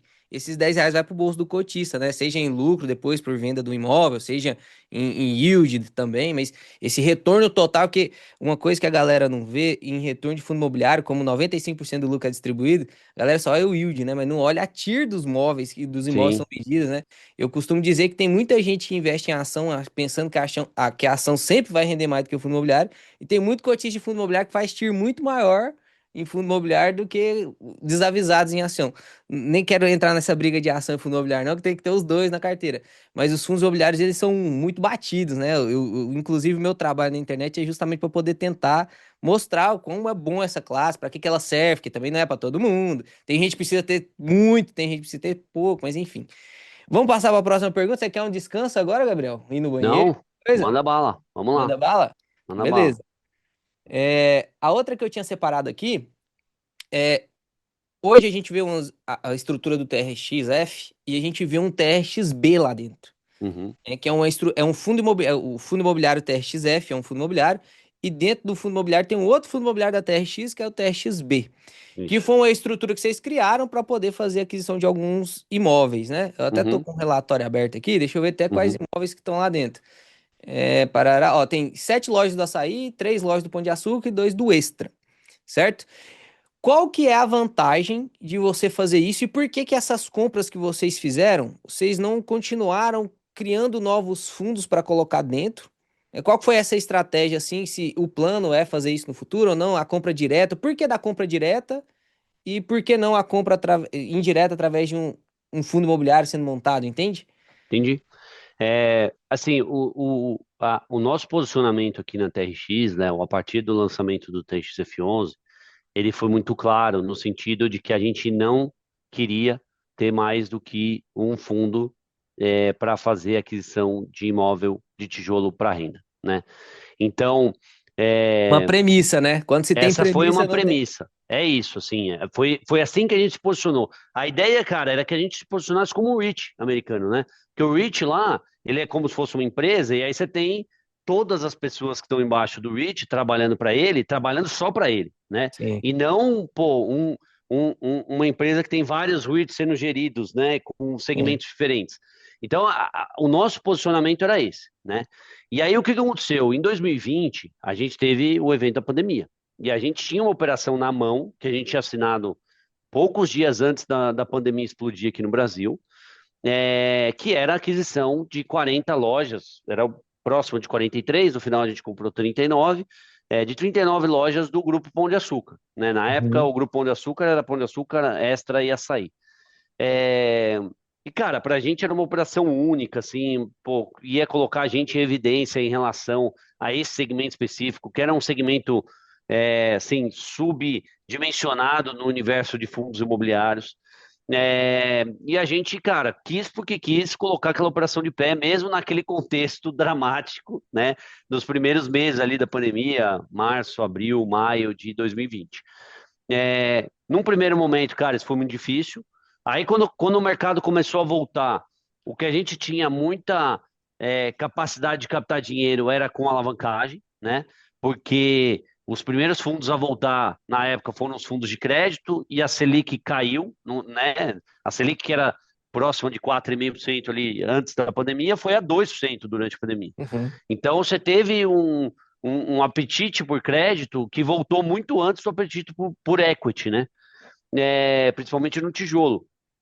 E aí, na sequência, quando começou a voltar, então a gente primeiro se alavancou, antecipando os contratos recebíveis desses próprios imóveis que a gente estava comprando. E na sequência, o que a gente viu foi que, cara, a gente tinha a oportunidade, junto aos cotistas que tinham ancorado a gente no IPO do fundo, e que já eram bastante representativos do teste TFO. Só que esses cotistas eram investidores institucionais que tinham limitação do quanto que ele poderia ter do patrimônio dele num único fundo, né? Então, o cara não poderia ter mais do que 10% num único fundo imobiliário. E aí isso iria limitar a nossa capacidade de captar dinheiro naquele momento. Qual foi a ideia que a gente teve? De novo, a gente teve que ser criativo para colocar aquela operação de pé naquele contexto. Cara, você enche o pote até onde você pode no TXF e depois o que você quiser colocar de adicional, a gente abre um segundo fundo, que vai ser o TXB, desde que o TXF tenha no mínimo 50% mais uma cota desse fundo especificamente, né? Então, porque a ideia o TXF precisa ser controlador. No final das contas, eu estou viabilizando essa aquisição para o TXF, não para um fundo novo, né? Esse era o contexto. Então foi assim que a gente fez. Na época das 39 lojas que a gente comprou, em torno de 20 lojas foram compradas pelo TXB. Hoje já tem menos, né? Porque a gente foi vendendo algumas dessas lojas ao longo do tempo. É, e esses investidores institucionais que ancoraram a gente lá com o TXB para essa aquisição, a gente já recomprou as participações dele. Então hoje o TXF é praticamente 100% dono do TXB, né? É, enfim, aí a gente tem esse carrego. É importante destacar, Léo, que a gente não cobra taxa de gestão duplicada, né? Boa, isso é Então, importante. nenhum fundo que a TRX tem, no TXF11 tem embaixo, a gente cobra gestão duplicada com gestão TRX, né? Então, no Uhum. TRXB a gente não cobra taxa de gestão. O que o administrador cobra no B, ela desconta no F, então também o administrador não cobra. Então, é um carrego barato para a gente, é como se fosse uma casca para a gente carregar esses imóveis, que no final, na nossa visão, também são do TXF, é isso. Boa. Mas foi uma estratégia específica daquele momento que vocês não Daquele pretendem momento. fazer de novo, nem nada, a não ser que surja de novo o mesmo É, cenário e tal, mas. exatamente. O que que a gente tem feito, a gente fez no último ano, e aí tem uma parte significativa do portfólio do fundo aqui que está em outros fundos imobiliários. O que a gente fez foi ancorar, né, com cotas do TXF11, a aquisição de imóveis em fundos de terceiros, né? Aí não fundos geridos pela TRX. Então é algo parecido, só que eu estou fazendo isso com um terceiro e não com um fundo, né, como o TXB, Uhum. por exemplo. E por que que a gente entende que faz sentido? Né? Por exemplo, a gente comprou um ativo da Red, né? Que é um ativo, um galpão logístico que fica localizado na cidade de Varginha, em Minas Gerais, um galpão específico para aquela região. A Red foi desenvolvedora, tem até benefício fiscal para ativos da Red lá naquela região de Varginha. E na nossa visão, cara, não fazia sentido eu aqui assumir essa gestão desse ativo. Embora, como um ativo em si para a gente carregar, a gente achava interessante, mas a gente queria manter essa gestão sob a rede. Fazia mais sentido manter lá. Eles conhecem mais o imóvel, eles conhecem mais o mercado. Pô, eles negociaram com a gente uma taxa de gestão mais baixa para fazer a gestão desse fundo como um fundo passivo. É um fundo que é uma casca para carregar esse ativo e a rede ser a gestora, se manter como gestora. É, e aí a gente fez isso, então hoje a gente carrega 100% da posição do fundo é nossa, do TXF. O TXF tem total controle lá sobre o ativo, sobre o fundo, mas quem toca a gestão do dia a dia é a rede, prestando contas para o TXF11. Então, acho que esse é um modelo que a gente gosta, porque abre a nossa capacidade de originar negócio e de fazer diversificação de ativos. Não dá para a gente fazer tudo isso só aqui a TRX, né? Então vamos nos aproveitar que o TXF11 hoje tem escala, tem liquidez e que, né, a cota do fundo pode ser considerada meio como uma moeda e vamos fazer isso abrir um pouco os braços aqui para outras casas também estarem originando negócios que façam sentido para o TXF11. Então, acho que esse é um contexto um pouco diferente também que a gente começou a fazer no ano passado. Boa, perfeito. Cara, quase todas as minhas perguntas já foram retiradas. Eu vou só para cumprir tabela aqui, fazer uma pergunta do pessoal do Grupo Pão de Açúcar ali, que, Uhum, enfim, você até citou aí sobre a compra que vocês fizeram, foram 39 imóveis, né? Representava muito porcentagem da receita. Eu quero que você tranquilize a galera. Eu já fiz isso, tá? Mas eu acho que vindo do gestor, né? uhum. Em casa de ferreiro, espelho é de pau, né? Não tem como. Então eu quero que você fale sobre o GPA, se tem algum problema pro TRXF, se, pô, eu quero que você considere o pior cenário, né? O que que é uma recuperação extrajudicial? Se isso deixa de pagar os imóveis, os aluguéis? Se for prejudicial, vai deixar de pagar? Se deixar de pagar, o que que o TSXF pode fazer? Quais são as implicações? E assim, só para poder passar aquele contexto geral, eu sei que já passou um pouco do tempo, mas é bom que fique registrado aí, que você fale a respeito disso, só Uhum, porque a galera mandou aqui no chat, e aí eu deixei para fazer essa pergunta aqui também. legal. É, cara, assim, a gente tem é, hoje 30 lojas do Grupo Pão de Açúcar aqui, né? Então ainda embora ele seja, né, bem menor do ponto de vista de risco de crédito, hoje é nosso terceiro maior inquilino, representa um pouco menos de 8% aqui É que da hoje receita. o maior inquilino é pequeno, né, em relação ao todo. É, então, a gente um risco, né, de crédito do locatário que ainda é relevante aqui para o TXF11, né? Então a gente tem acompanhado muito de perto o que a gente escutou da companhia, que isso diretamente conversando com eles, né? É, que a recuperação extrajudicial era justamente para proteger o operacional deles. Então, hoje o Pão de Açúcar tem uma operação que gera resultado, né? Operação em si sozinha, mas que quando você chega no pagamento de despesa de juros, por conta da estrutura de capital lá do Pão de Açúcar, você acaba gerando um prejuízo, né? Então, a operação gera resultado positivo, mas esse resultado positivo é corroído pela despesa de juros com a dívida que eles têm, né? Então, é mais uma questão de recalibragem da estrutura financeira do que propriamente da estrutura operacional da companhia, né? Isso foi o que a gente escutou deles e por isso que eles fizeram a recuperação extrajudicial, para se proteger e adequar a estrutura de capital e proteger a operação em si. Tanto que, cara, eles deixaram a gente super confortáveis de que, pô, não iriam atrasar pagamento de aluguel e como realmente, cara, não atrasaram nenhum dia aqui de pagamento de aluguel até esse momento, né? Então, continuam pagando aluguel aqui em dia todos os meses. Independente disso, nosso papel como gestor do fundo é proteger os interesses do cotista, né? Então, a gente está fazendo um estudo grande aqui, né? A gente mandatou uma das principais avaliadoras aqui de imóveis do Brasil e do mundo, né? Uma empresa internacional, para fazer uma análise dos nossos ativos que são locados hoje para o Pão de Açúcar e que tem, enfim, condições para ver se tem condições de mercado, né? Para ver se tem potencial construtivo, qual que seria o valor daquele terreno que o Pão de Açúcar está lá, né? Se tem muito terreno que está dentro do TXF11 que hoje já vale muito mais do que o tijolo que está em cima, né? Sim, Mas que a gente não consegue ainda demonstrar exatamente esse valor na prática, porque eu tenho um inquilino lá que tem um contrato de longo prazo, né? sim. Eu vou conseguir demonstrar esse valor quando esse contrato Então, acabar, uma pergunta boa sobre isso depois. né? Então, assim, é esse estudo que a gente está fazendo agora. O que que eu posso te dizer na prática? Esse estudo ainda não está concluído, né? A gente já tem uma visibilidade aqui em relação ao valor de aluguel e posso dizer que na grande maioria das lotes que a gente tem em Pão de Açúcar hoje, o valor de aluguel que a gente tem vigente é menor do que o valor de mercado, tá? Na grande maioria. Ou seja, isso já nos dá um conforto bom, porque como são pontos bons, provavelmente se o Pão de Açúcar entregar algum desses pontos, eu tenho a capacidade de locar isso para um terceiro com uma relativa facilidade, né? É, e qual que é o segundo ponto? A gente já identificou pelo menos 10 imóveis nesse estudo que têm potencial construtivo relevante.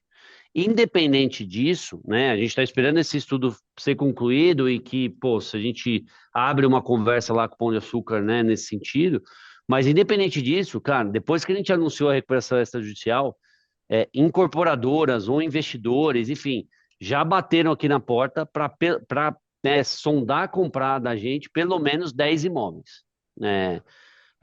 Porque o cara tá vendo lá que, pô, se o GPA entregar, eu consigo incorporar, consigo fazer uma torre residencial, consigo dar outro uso para esse imóvel. O cara não está preocupado com a renda, né? Sim. E a gente tem exemplos clássicos aqui, né? Quando a gente estava conversando aqui pelo WhatsApp, você falou de Goiânia, né? Goiânia, cara, a gente tem imóvel lá do Pão de Açúcar que é simplesmente irreplicável, né? O imóvel que a gente tem na Praça Tamandaré, ou o imóvel que a gente tem lá na T69, se eu não me T63, engano, T63. T63, T63. Cara, praticamente um quarteirão da T63, por exemplo, que você olha em volta, é só prédio. Só prédio Sim. e a loja do Pão de Açúcar lá. Quanto que não vale aquele terreno, cara? Assim, e a gente tem muita incorporadora batendo na porta aqui, querendo comprar esses terrenos da gente, dado o que está acontecendo com o Pão de Açúcar. A Boa. gente Pode, então, pode falar, assim, pode terminar. não, é só para concluir, cara, que assim, é um ponto de atenção para a gente está acompanhando de perto, a gente tem um plano de ação muito bem definido do que a gente precisa fazer aqui para resguardar os melhores interesses do cotista, mas, enfim, a gente está muito seguro do valor que esses imóveis têm, independente do contrato de locação que a gente tem com o Pão de Açúcar. Perfeito. Aí uma pergunta já mais específica para essa parte da incorporação. Vocês falaram aí que receberam propostas e tal. A TRXF ou a TRX ou você mesmo como profissional, você já Uhum. passou, já vivenciou uma parte dessa de um imóvel de renda urbana, trocando sua tipologia, ser incorporado, virar uma laje ou um prédio residencial, alguma coisa, você já passou por isso? E o quanto de, se sim, né? O quanto de valor isso é destravado? Porque hoje em dia a galera faz muito o valuation no imóvel pelo valor, o fluxo de caixa descontado. Então o cara pega Aham. lá o quanto que eu vou receber de aluguel nos próximos 15 anos, desconta essa taxa, esse imóvel vale tanto. E basicamente, né, aqui simplificando demais. Se isso virasse realmente, não precisamos nem destruir a loja que tá lá, mas Uhum. construísse em cima três andar, o quanto que isso destravaria de lucro? Se derrubasse tudo, construísse um prédio gigantesco. Eu queria saber da sua parte, assim como o Gabriel, profissional mesmo, você já vivenciou algum evento desse? E o que que aconteceu, assim? Eu posso dar dois exemplos do próprio fundo aqui, Léo. Então, dois exemplos práticos, tá? É, que, assim, de novo, para o teste de F11, como a gente tem contratos muito longos, a gente ainda não vivenciou isso, é, assim, na plenitude, vamos dizer assim. A gente vai começar a Uhum. vivenciar na medida que os contratos forem Os vencendo, né? FIs são muito jovens e os contratos são longos, né? É, Então não deu é tempo. isso, é isso. Mas independente disso, eu tenho dois exemplos do TXF11, né? Então, o primeiro, a gente vendeu um imóvel aqui para uma incorporadora, né, de São Paulo, um imóvel que ficava aqui na Vila Clementino, que é um bairro que está adensando, enfim, tem muito projeto residencial lá e tal, mas a incorporadora não comprou para incorporar. Ela comprou porque ela tinha uma área que ela estava formando num outro bairro próximo, e dentro dessa área que ela estava formando para lançar esse projeto residencial, tinha uma loja do Carrefour que representava ali em torno de 60% da área que ela precisava. E o cara que era dono dessa loja, especificamente, ele não queria vender de nenhum porque ele gostava de ter renda de loja de varejo. E aí, qual foi a ideia da incorporadora? E aí a gente participou disso de alguma forma. Cara, eu vou te arranjar uma outra loja de varejo que você goste, e aí eu vou te entregar essa loja e você me vende a sua do Carrefour, né? E foi exatamente isso que aconteceu. Então a incorporadora bateu aqui, a gente vendeu a loja para eles, na época um cap de 6,5, a gente travou uma tira aqui próxima de 20% em relação à venda desse imóvel, 20% Boa. ao ano, né? E a incorporadora pegou essa loja, entregou para esse cara para comprar a outra loja lá que ele precisava para fazer a área. Hoje o empreendimento já está até lançado, que inclusive eu sei porque esse empreendimento é muito próximo de onde eu moro. Então, cara, assim, esse é um exemplo. O outro exemplo, em 2020, quando a gente estava fazendo aquela operação no meio da pandemia, a gente teve um family office de Recife que falou para a gente que eles estavam entrando na emissão do fundo lá em 2020, lembrando, no contexto da pandemia, como era Sim. dinheiro, como era difícil captar dinheiro para fundo imobiliário de tijolo naquela época e tal, o cara estava entrando dentro do TXDF11 por causa de um imóvel que a gente estava comprando dentro daquele pacote de quase 40 imóveis, que fica lá localizado em Recife, né? Na época era um Extra, hoje lá é um Açaí, e o cara estava comprando só por causa daquele imóvel. Por quê? É um imóvel que ele tem 30 mil metros quadrados de área, é, dentro de um bairro de Recife que passou por um processo de adensamento também bastante grande, verticalização bastante grande, que na visão deles, aquele terreno deveria valer em torno de uns 200 milhões de reais. Por quê? Porque ele tinha um VGV potencial para o empreendimento imobiliário próximo de 2 bilhões. E geralmente o terreno ele é entre 10 a 20% do custo, né, frente ao VGV. Uhum. É, Cara, e a gente estava pagando na época, naquele imóvel, 80 milhões de reais. Em 2020, aquele terreno de um family office que morava né, que residia, que era de Recife, na visão deles, aquele imóvel deveria valer 200. A gente estava pagando 80, porque era uma conta de cap, não de quanto valia aquele imóvel Sim. propriamente dito, né? É, então, assim, acho que são dois exemplos do quão a gente tem potencial dentro do TXF11 para destravar valor ao longo do tempo. Acho que, cara, assim, E vocês pensam fazer permuta com incorporadora? Tipo assim, se valer a é, pena ou vocês não pensam nisso? É melhor vender e tal? cara, muito das propostas que chegam aqui pra gente nesse sentido, de incorporadora, chegam com esse formato de permuta, é mais do jeito que eles estão acostumados a fazer. Sim, A gente gosta menos, porque aí eu preciso correr o risco da performance do ativo, né? O ativo sim. precisa ser construído no custo, no prazo, etc. E além disso, ele precisa ser vendido. Então eu entro num risco que não é o risco que a gente quer Você correr no prefere pegar TXF. o capital, alocar em É outra coisa. isso. Eu prefiro pegar o capital e alocar em outro imóvel que vai me gerar renda no curto prazo, entendeu? Não ficar é, especulando em Dependendo relação do. a essa parte do recurso do fundo, é isso. E aí, Léo, Perfeito. só para complementar, acho que esse é um dado importante do fundo. Hoje a gente tem em torno de 1 milhão e 300 mil metros quadrados no fundo de área bruta alocável para 2 milhões e 600 mil metros quadrados de área de terreno, né? A gente tem É importante, né? duas vezes a área de terreno. Cara, é de longe um dos maiores land banks que tem, inclusive se você comparar com incorporadoras, né? Land bank esse, cara, que na sua grande maioria está localizado em grandes regiões metropolitanas, ou seja, são terrenos cada vez mais escassos. E tudo que é escasso se valoriza mais ao longo do tempo do que um ativo que não é escasso, né? Então, acho que isso é uma pepita de ouro que está ali escondido, porque a gente não consegue demonstrar isso claramente agora, porque eu Sim. tenho lá um inquilino num contrato de longo prazo, mas que ao longo do tempo isso tende a se valorizar, e aí a gente vai conseguir destravar esse valor no médio e no longo prazo aqui dentro do Perfeito. TXF. O cotista que carregar, o cotista que tiver paciência, né, de esperar, vai destravar o lucro. É porque a galera não tem paciência mesmo. Eu É tenho uma isso. pergunta muito interessante aqui do Walter. Ele mandou uma pergunta assim que curiosa, inclusive. Quero saber a sua opinião.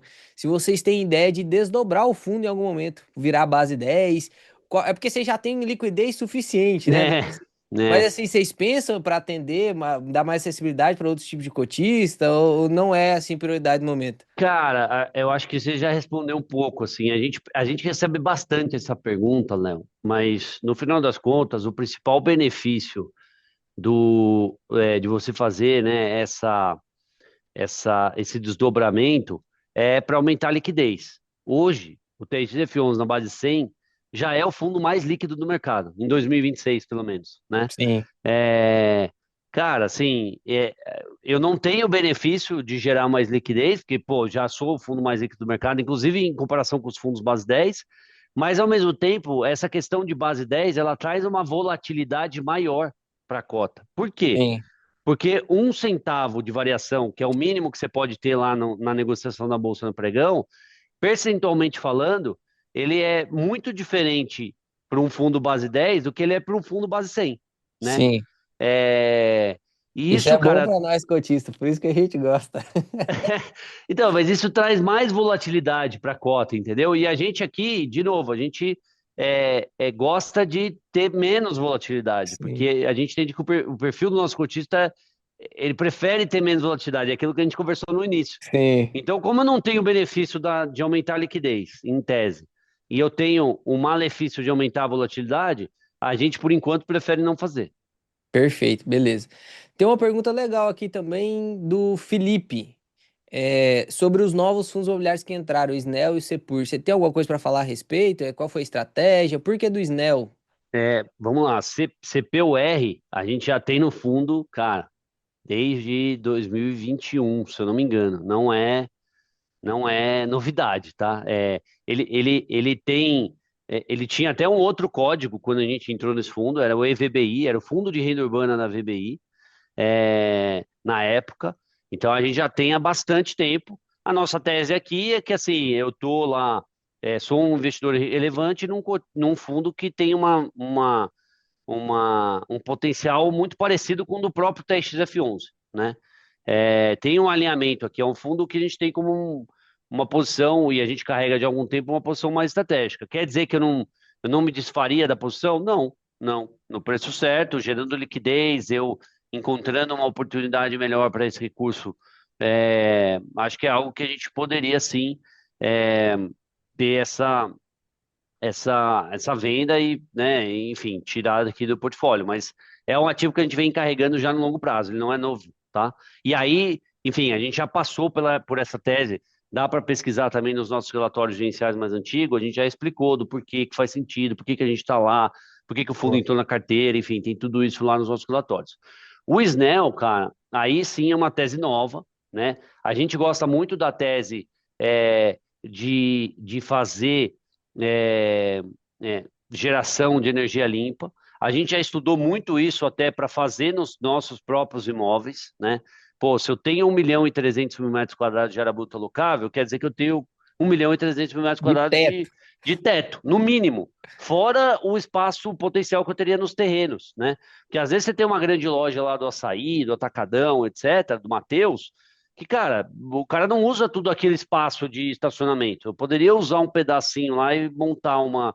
Mas a gente ainda, como os nossos ativos são muito espaçados, né, ao longo do Brasil inteiro, a gente ainda não encontrou uma forma de fazer isso eficiente, que gere valor, que gere resultado aqui para os cotistas. Então a gente já estudou a tese, a gente gosta da tese, mas a gente ainda não encontrou um caminho para fazer diretamente. Por outro lado, né, a gente encontrou um caminho de fazer isso através do Snell.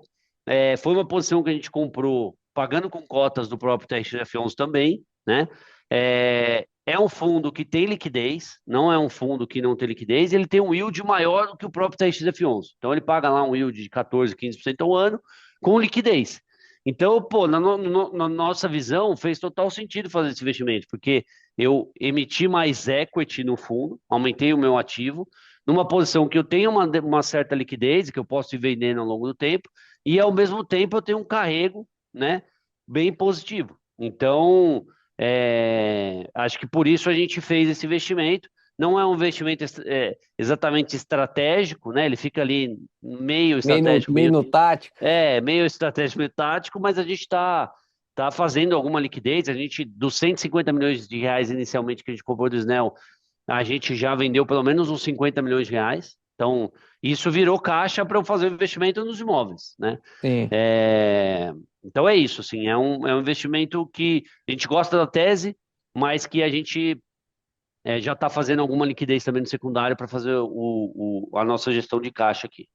Perfeito. Eu acho que agora vamos partir para a última pergunta. Já vai dar 1 hora e meia aí. E aí é uma pergunta que eu quero deixar bem livre para ti, que Uhum, eu sempre faço para todos os gestores que vêm aqui. Como que você imagina, se vocês têm um plano traçado, porque eu vou jogar um ano muito lá para frente, aí depois a gente uhum. pode trazer isso para 5 anos. Mas como que você imagina o TRXF daqui 15 anos, né? Qual que você vê como a estrutura dele estará? Continuará entregando mais tipologias? Se você quer focar em algum tipo de tipologia ou se você vai focar mais no retorno, o que que você vai fazer? Como que você vê o TRXF daqui 15 anos? Aí depois a gente traz isso para 5 anos. Eu acho que 15 anos é o ideal, porque grande parte dos contratos são investimentos longos, né? E aí você vai ter uma mina de ouro para ser administrada daqui 15 anos, daqui 10 anos, né? O vault, se eu não me engano, é 12 anos, né, de vencimento dos contratos. É. Então, como que você vê, assim, o TRXF depois dessa época aí? Cara, assim, e eu acho que eu vou responder isso trazendo o fundo aqui em perspectiva, né? A gente, quando lançou o fundo lá em 2019, a gente tinha essa cabeça de que era um fundo híbrido, né? Ao Boa. longo do caminho, a Isso é gente ficou. importante deixar pra galera, porque a galera às vezes Pois é, acha que como o fundo começa é o jeito que vai ficar pra sempre, é né? isso, é isso. Mas a gente não começou exatamente. A gente até começou ele com híbrido. Os 4 primeiros imóveis que a gente comprou foram 4 lojas de varejo, 4 galpões logísticos, né? Mas depois, como a gente vendeu o galpão logístico e ficou muito concentrado nas lojas de varejo, as pessoas começaram a classificar a gente como um fundo de renda urbana e como um fundo de varejo, né? E a Sim. gente dizia, cara, gostamos muito da tese, é a tese principal do fundo hoje, mas o TXF11 ele não é um fundo de renda urbana, ele está um fundo de renda urbana, né? Então, a gente sempre se posicionou assim. Se vocês quiserem buscar lives nossas, tem inúmeras lives que eu participei aí ao longo da história do fundo, a gente sempre se posicionou dessa forma. É, e a gente tinha essa visão lá em 2019 de que a gente queria ter o fundo mais diversificado possível, né?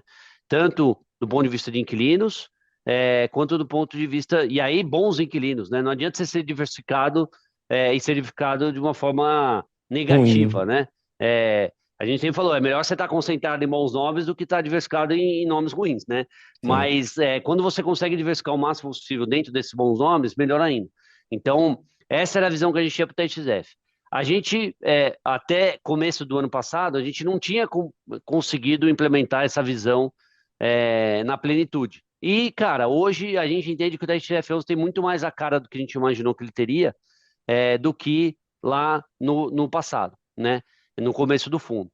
Então, quando eu olho o fundo para daqui 15 anos, cara, a gente acha que o futuro do mercado de fundos imobiliários passa por fundos híbridos serem grandes e muito diversificados, né?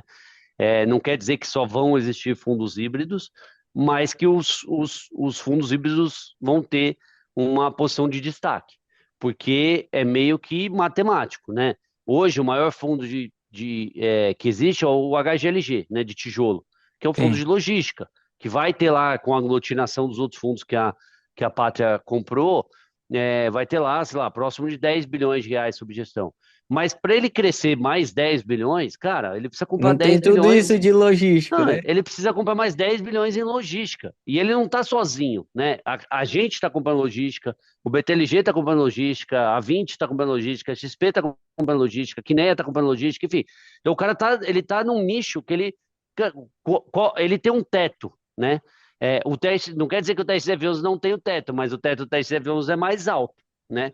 Porque a gente pode comprar logística? Podemos, mas a gente também pode comprar shopping, a gente pode comprar loja de varejo, a gente pode comprar hospital, a gente pode comprar educacional, enfim.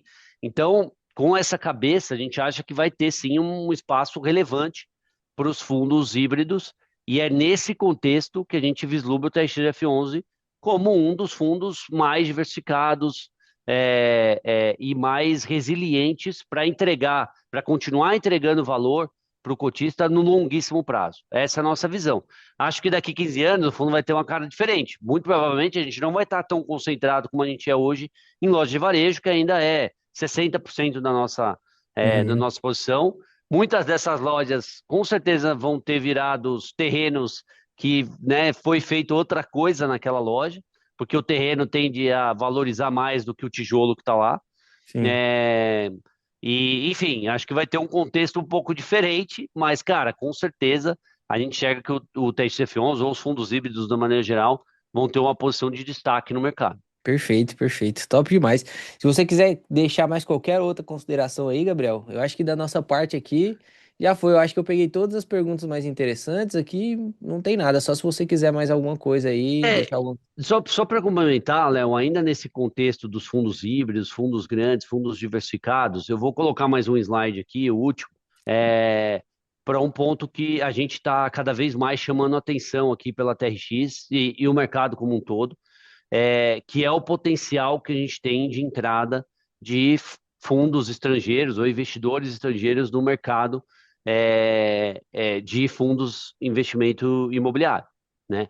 Então, o TXF11, o ano passado, a gente cresceu o fundo, né? Triplicou o fundo de tamanho, a gente começou o fundo com 2 bilhões de reais e terminamos com 6 bilhões e 300, né? No ano passado, num ano em que a Selic, cara, né?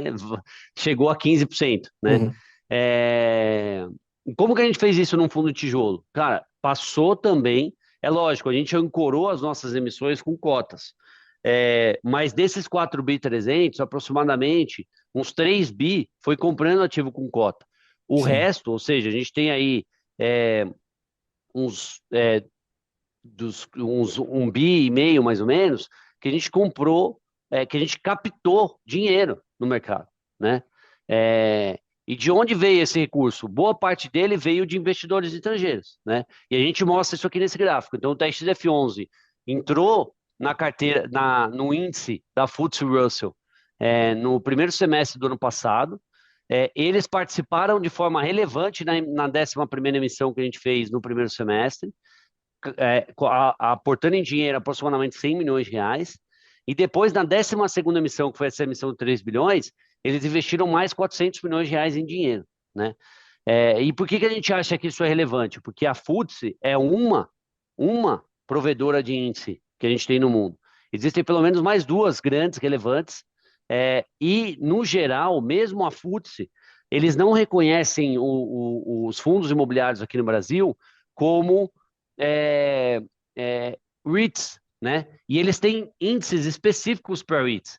Então, a gente tem feito essa, é, esse trabalho, e aí não é só a TRX, a gente tem conseguido aglutinar com outras gestoras, inclusive com a própria FTSE, esse trabalho de que haja um reconhecimento, não só no Brasil, mas no mundo, de que fundo imobiliário deveria ser considerado como REIT. Isso tem, na nossa visão, um potencial, de novo, baseado em dados, cara, de trazer só dos ETFs, não estou falando de gestores que vão escolher colocar o dinheiro, gestores ativos, né? Vão escolher colocar o dinheiro lá aqui no Ó, Brasil. índice Não, passivo. índice passivo, que é o fluxo que tem vindo para cá, inclusive por Sim, Ibovespa, né? O Ibovespa não está se valorizando tanto só por investidores que querem colocar dinheiro no Brasil, não, é basicamente dinheiro de ETF, que vem de forma passiva. sim, Tem potencial de destravar até 50 bilhões de dólares nisso, né? Cara, se a gente conseguir fazer esse jogo virar, 50 bilhões de dólares é o tamanho da indústria hoje. sim, E isso vem, assim, é meio que matemático. Cara, se virou a chavinha, acabou, vem de uma vez, né? Isso tem um potencial de destravar muito valor, porque não dá tempo desses 50 bilhões de dólares vir e todo mundo fazer emissão para captar esse dinheiro. sim, Até porque não é todo mundo que vai receber esse dinheiro, são os maiores fundos, os fundos que fazem parte dos índices, que têm liquidez, que têm tamanho, né? Então, tem potencial grande de, inclusive, destravar valor. Da gente ver o que está acontecendo no Ibovespa acontecer dentro do IFIX, né? Porque esse dinheiro vai vir de forma passiva, o cara vai precisar comprar na bolsa, não tem, vai faltar ativo, vamos dizer assim. sim. É, então, esse é um tema que a gente tem trabalhado aqui como instituição, né, junto com outras gestoras. Estamos até num esforço grande de criar uma associação aqui que represente a indústria como um todo, para justamente, cara, porque tem um potencial grande aqui que passa despercebido, né, para a grande maioria das pessoas, mas que pode trazer um caminhão do dinheiro que vai fazer as cotas do fundo se valorizarem e os cotistas do fundo ganharem cada vez mais dinheiro com as posições que eles têm lá nos fundos É, o imobiliários que vão fazer parte disso. é o que eu falo pra galera que investe em fundo imobiliário hoje, né? Apesar de, pô, a legislação que criou os fundos imobiliários foi em 93. Aí você mesmo falou que a TRX começou em 2010, né? Se não me engano, foi 2010. Listou o primeiro fundo em 2010, a TX Hum, começou em 2007, mas ela listou o primeiro fundo em Perfeito. 2010. 2010, cara. 2010, eu tinha, sei lá, quantos anos que eu tinha? Eu tinha 13 anos de idade. Aí em 2014, 2015 comecei a estudar sobre isso. Eu lembro que em 2018 que os fundos imobiliários começaram a ficar um pouquinho mais famosos. 2019, 2020 tinha HGLG pagando 5% de yield e o povo doido para investir em HGLG, né? Eu falo assim, a galera vai ficar olhando para esse, vai ser aquele investidor arrependido, olhando para o momento atual dos fundos imobiliários em geral, né? O TRX também, o TRXF também, mas em geral, assim, o mercado de fundos imobiliários é muito descontado, né? E dentro desse desconto tem alguns fundos imobiliários que estão descontados além da conta. E os investidores que estão começando agora, já depois de tanto tempo de início aí dos fundos imobiliários, pô, o próprio TRXF aí foi em 2019 que você disse, né? 2019. Foi, já tem 7 anos. Ainda o cara que vai investir agora ainda será pioneiro no TRX-F11 e vai ter muito lucro destravado posterior, né? É. A gente é muito pequenininho ainda, cara, muito pequenininho e conta aí com o seu esforço, com o esforço dessa associação que em nome de Jesus vai abrir aí para poder destravar os nossos lucros aí, destravar o mercado imobiliário no Brasil em relação à bolsa é muito menor, né, do que a proporção de rate com Sem ação, dúvida, estoques sem lá nos dúvida, Estados Unidos. sem dúvida. Então, muito obrigado aí de verdade. O pessoal que tá te elogiando, ó, Gabriel, muito obrigado, muito obrigado. Respondeu tudo sem enrolação. Tamo junto demais aí. E tamo junto. Beleza? Boa. Pô, obrigado mesmo, Léo, aqui pelo espaço. Para a gente é muito importante, né, com a evolução da indústria, o número de investidores que a gente tem. cara, é muito difícil a gente uniformizar aqui a nossa comunicação com 300 mil investidores que tem no Sim. TRXF e os outros 3 milhões que gostam de fundo imobiliário e ainda não compram aqui as cotas do fundo. É muito difícil fazer isso só com relatório gerencial, fato relevante, etc. Então, esse canal aqui, cara, para a gente é importantíssimo. De verdade, obrigado pelo espaço e a gente fica sempre à disposição aqui para voltar mais vezes. Parabéns pelo seu trabalho, cara, importantíssimo, né? Esse trabalho Obrigado. de construção mesmo, de uma indústria que está engatinhando ainda, tem um potencial gigantesco para crescer. E aí, quem quiser conhecer mais sobre o fundo, sobre a TRX, pode procurar a gente lá nas redes sociais, né? No Instagram, no próprio YouTube, a gente faz o webcast todo mês para explicar o nosso relatório gerencial. A gente responde perguntas lá também dos investidores. Tem os nossos canais de RI, tem o site do fundo trxf11.com.br. Então, quem quiser continuar a conversa aqui, sobrou alguma dúvida, entre em contato aqui nas nossas redes sociais, nossos canais de RI, que a gente fica 100% à disposição de vocês para continuar a conversa aqui. Tamo junto, brigadão. Fiquem com Deus, papai do céu abençoe vocês. Tamo junto, Gabriel. Um abraço, Valeu, fica com pessoal, um Deus. abraço. Tchau, tchau. Tchau.